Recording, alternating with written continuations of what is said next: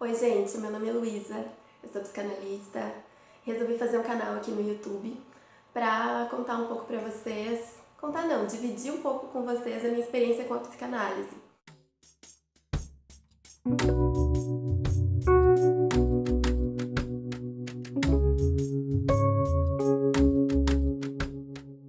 Existem pessoas que querem, ter contato com a psicanálise e a proposta é essa, trazer alguns conceitos, dividir algumas experiências com quem tem interesse, também com colegas, seria legal se a gente conseguisse manter um debate. Eu tenho bastante interesse nessa troca de ideias mesmo, porque eu tenho mestrado já e eu gostaria de fazer o doutorado na psicanálise, então eu tenho lido muito e eu queria achar um tema que realmente me fizesse, me instigasse ao ponto de fazer um doutorado, ficar 4 anos estudando, enfim. Então a proposta desse canal também é que vocês me ajudem a, através dessa troca, pensar em um tema que eu realmente me sinta convocada, pra estudar. Nesse primeiro vídeo, vocês relevem que eu tô um pouco nervosa, eu queria trazer pra vocês um pouco do conceito de inconsciente, É claro que nesses vídeos eu vou trazer um pouco, algumas pinceladas dos conceitos, O ideal para quem quer se aprofundar no assunto é ir direto na obra do Freud, do Lacan principalmente Freud primeiro, que é uma obra que eu considero mais acessível, didaticamente falando. Aí depois, então, parti para Lacan, que de certa forma aprimorou os conceitos de Freud, Ele mesmo diz que não quis fugir da obra de Freud, ele apenas introduziu alguns conceitos novos, mas a maioria das coisas ele seria um retorno a Freud mesmo. Mas enfim, Lacan é muito difícil, Então, Lacan eu aconselho assim uma leitura depois que tu já leu Freud, já tá entendendo um pouco, que tu inicie o contato com o Lacan, porque realmente é difícil tu ler o Lacan sem um doutrinador do teu que te explique, por exemplo, ou sem um professor para te explicar as principais ideias, do Lacan. Primeiro, eu queria propor assim uma reflexão, Ontem até eu estava vendo uma cena daquele filme Clube da Luta, que é um dos meus filmes favoritos, Que tem uma parte que o personagem pergunta, se realmente a gente consegue ser livre sem que a gente tenha perdido tudo na vida. Ou seja, parece assim que só quando a gente perde tudo é que a gente consegue realmente ir atrás do nosso desejo, ou que a gente consegue realmente meio que chutar o balde e fazer o que a gente tem vontade. Parece que se a gente não perde tudo, a gente fica sempre amarrado a alguma coisa ou preso a alguma limitação, algum medo, Nossas famosas neuroses que a gente fala. Mas enfim, a reflexão que eu queria propor é essa, Será que é só quando a gente perde tudo mesmo que a gente consegue arriscar para ter uma vida que realmente vale a pena? E eu acho, assim, a proposta da psicanálise é que não, O que eu quero trazer para vocês é que não precisa. A minha aposta, por experiência própria, porque para me formar como psicanalista eu tive que fazer análise pessoal, não só para me formar, mas também eu tinha muitas questões para resolver e que sempre teremos, Nunca é uma coisa terminada. A gente pode até terminar, mas depois eu acho que a gente tem que voltar, enfim. Sempre tem coisas pra gente resolver, apesar de que, uma vez atravessado o fantasma, a nossa vida parece que deslancha de uma forma diferente. Mas eu tô atropelando as coisas, vamos voltar lá pro início. Não quero falar de fantasma ainda, que é uma coisa também que é bem depois que a gente pode introduzir esse conceito, O que eu queria falar é que, por experiência própria, quando a gente entra numa análise, tu vai procurar análise por algum problema, ou para resolver alguma questão pessoal, uma dor de cabeça que seja, ou que tu acha que tem fundo emocional, e tu sai de lá, uma coisa até que eu tava lendo ontem sobre o Caligares, que é um psicanalista italiano e radicado brasileiro, falou, tu não sai de lá, por exemplo, a Luísa sem dor de cabeça, depois de um processo de análise. Tu sai outra pessoa. Então é incrível, eu por experiência própria posso testemunhar, assim, como a gente sai outra pessoa, como a gente muda de verdade, assim, sabe? E a principal mudança que eu percebi na análise foi acreditar que a gente pode sim ter uma vida melhor, sabe? Se dá o direito de ser feliz. Parece uma coisa clichê, mas é tão difícil a gente conhecer o nosso desejo, sabe? Se deparar com ele, enfrentar ele, assim. eu digo desejo de uma forma geral, assim, mas principalmente tu te haver com as tuas questões, te responsabilizar pela tua própria vida, né? É um processo, assim, bem... é dolorido às vezes, mas que vale muito a pena, assim. Não é preciso a gente perder tudo pra arriscar e ter uma vida que realmente vale a pena. Uma vida sem tanto sofrimento, né? Porque a psicanálise, ela não promete milagres, ela não promete uma vida de comercial de margarina, digamos. Ela te proporciona ferramentas para que tu consiga lidar melhor contigo mesma, contigo mesmo, e tu consiga viver uma vida sem tanto sofrimento, sabe? Posso chamar de uma vida mais leve e mais feliz. Claro que não vai ser uma vida perfeita, né? Mas que a gente acredita que as pessoas possam viver melhor, né? E é incrível como isso opera, como a gente fica diferente mesmo. Bom, mas sem mais propagandas, assim, né? Que eu sou um pouco suspeita pra falar, mas enfim. O primeiro conceito que eu queria trazer aqui pra vocês hoje, em pequenas pinceladas, como eu falei, é o conceito de inconsciente, né? Eu acho que a grande chave pra gente entender um pouco do que é a psicanálise ou de como opera a nossa psique, né? Como é que aconteceu, assim, a descoberta do inconsciente? O Freud, enfim, ele era médico e ele começou a investigar, começou a fazer medicina de uma forma diferente, a partir das experiências dele, né, com os pacientes, com as pacientes. Ele fez essa descoberta, então, do inconsciente. O que é o inconsciente, Freud?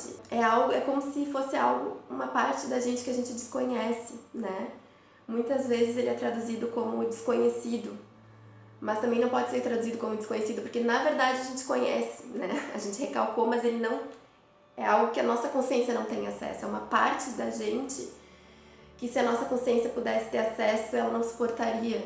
São coisas que ficam recalcadas, digamos, né? É uma parte que não vem para a superfície. É complicado eu colocar em palavras, tentar explicar o que é o inconsciente, mas eu vou tentar dar exemplos para tentar ficar melhor, assim. O que acontece?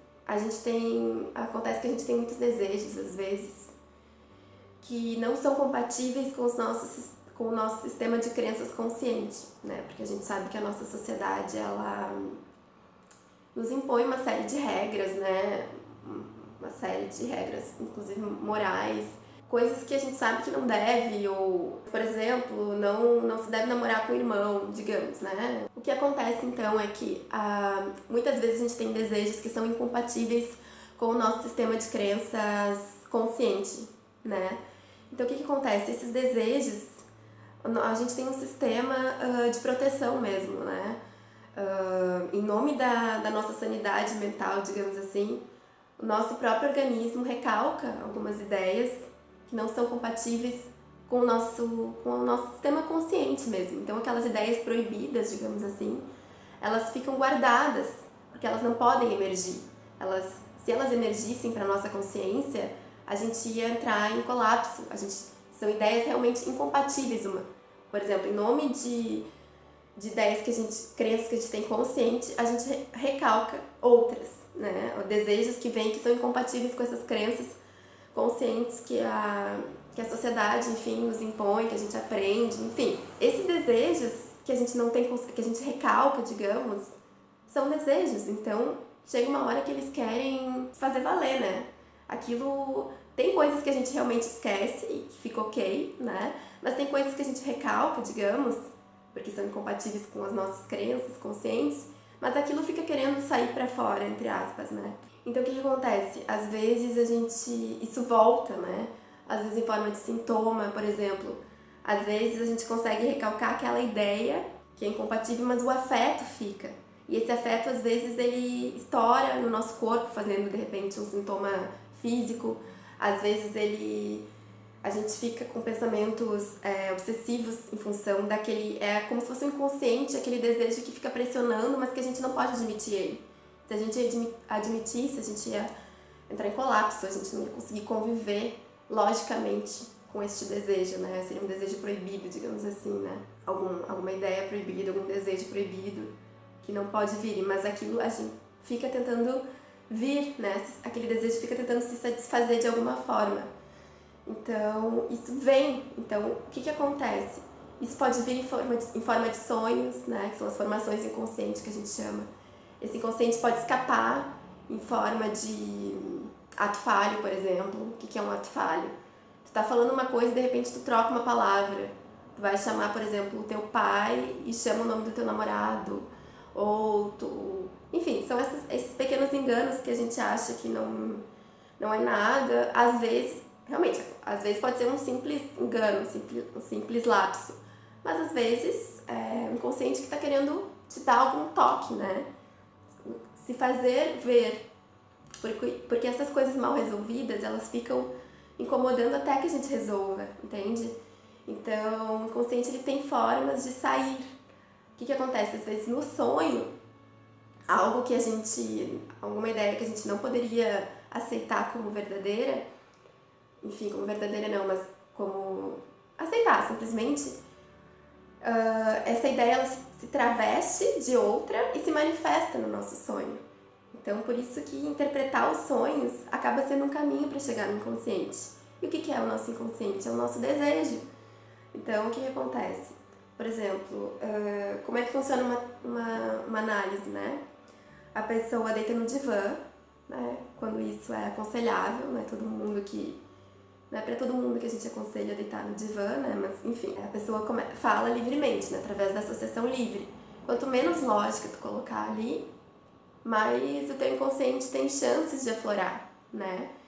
Então, o importante quando tu vai para análise é que tu consiga ter essa vontade mesmo de se ajudar, ou seja, de deixar as coisas virem, né? Claro que tu vai falar do teu sofrimento de uma maneira lógica, tu vai falar no que aconteceu no teu trabalho, que tu brigou com a tua mãe, que teu chefe te deu uma bronca, etc. Claro que essas coisas vão vir, mas ao mesmo tempo tu tem que deixar, não tem que ter muito critério assim, com o que vem, tu tem que conseguir deixar isso vir no divã para que o analista consiga fazer as intervenções, né? Para que a gente consiga, com um trabalho conjunto, elaborar as coisas que estão mal resolvidas, né? Que acabam te prejudicando e te limitando muitas vezes, né?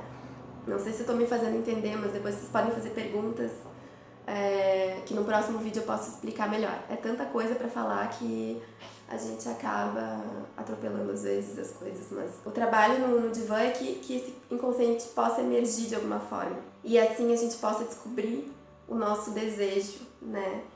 E só que isso é difícil, até mesmo o fato de tu conseguir falar livremente é difícil, porque acontece algo que se chama resistência, que é algo normal, né? Que a gente resiste muito a melhorar. Por quê? Porque a gente está muito acostumado aos nossos padrões, né?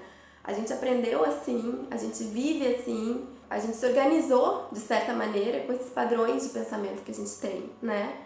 Então é muito difícil a gente se dispor a algo novo. Então a resistência ela faz parte do trabalho, né? A gente tem que saber que a gente vai contar com a resistência e ela é saudável de certa forma. E tem que ter paciência, porque nada acontece de um dia para o outro, né? Então é muito difícil a gente querer quebrar esses padrões, né? A gente querer realmente mudar. Às vezes a gente diz que quer, mas aí quando as coisas começam a acontecer, a gente começa a se autossabotar, a gente começa a achar maneiras de não conhecer o nosso desejo, ou de não fazer o que a gente quer, ou de a gente achar que não merece aquilo. É incrível como também é uma espécie de autoproteção que a gente tem, né? A gente quer conservar as coisas como elas estão, né? Porque às vezes a nossa vida está funcionando assim muito bem e a gente não quer mudar. Mas o importante é a gente ter a coragem de realmente enfrentar essa mudança e é um trabalho assim, que precisa de persistência, né? É um trabalho que exige que tu te deite no divã, que tu te deixe falar e a resistência ela faz parte. Tu vai muitas vezes achar motivos para te boicotar e te auto-sabotar, como a gente diz, né? Mas é um caminho que a gente percorre. Se tu quer ter mais contato com a análise, a única coisa que eu posso te dizer é que vale a pena, né? Só que tem que ter paciência. Eu fiz esse canal pra gente trocar alguns conceitos pra ti que quer começar uma análise, ou mesmo se tu quer te formar psicanalista, pra que tu entenda e veja se é isso mesmo que tu quer. Eu vou trazer também algumas indicações de livros aos poucos, né? Principalmente começar com Freud mesmo, com a questão do inconsciente, que eu acho que é as primeiras coisas que a gente tem que começar a entender como o inconsciente opera. No próximo vídeo eu posso falar um pouco sobre isso. Também espero que vocês perguntem, proponham essa reflexão então pra vocês. É uma coisa banal, mas assim, se você tivesse perdido tudo, se tu tivesse, por exemplo, não tivesse mais nada, por exemplo, soubesse que tem poucos dias de vida, digamos, o que tu apostaria se tu não tivesse nada a perder, se tu não tivesse medo? Qual seria o seu desejo, né?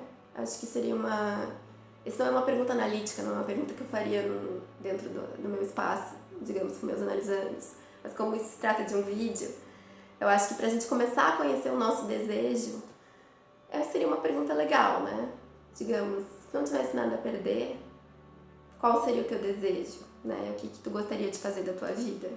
Se não tivesse nada a perder mesmo, pudesse fazer o que tu quisesse, no que tu apostaria, por exemplo? Né? É uma reflexão que eu gostaria de deixar hoje aqui pra vocês. Obrigada aí pela paciência de ouvir este vídeo. Espero vocês no próximo e aguardo aí as intervenções de vocês, né, as trocas que serão muito bem-vindas. Obrigada, gente. Fiquem bem e até logo. Um beijo.